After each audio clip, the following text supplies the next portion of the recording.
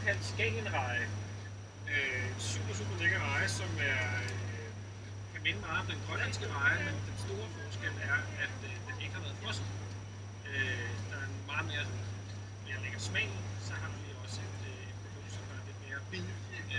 Så den sødme, der er i sådan en Skagenreje, eller skærgårdsreje, som det også bliver kaldt nogle steder, er helt nævneværdig stor i forhold til den kostnad. Hvor meget skal jeg bruge til 2 personer?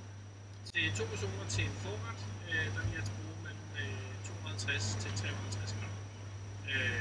Fordi man får et svind på omkring 50%, når man piller. Så har vi en sidste ting, man kan bruge til det her, det er så altid for at have noget dild og citron.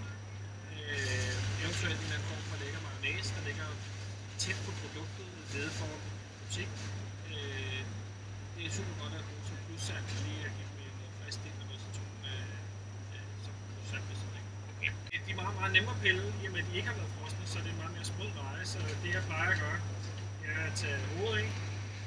Så er der sådan et lille pakke her lige 3-4 led ned af rejen, hvor jeg stikker deren ind lige nu. Og kører helt langs på ryggen, og så trykker jeg på bunden af pinden, og så trykker jeg igen på hækken. Drejer den og falder af. Meget nemt. Lækkert. Og det er altid godt at lige at pille en reje eller to foran bunderne, og lade dem smage på produktet. Der finder I som oftest mellem 8 og 10, der smager sådan en reje her. Så gør endelig det.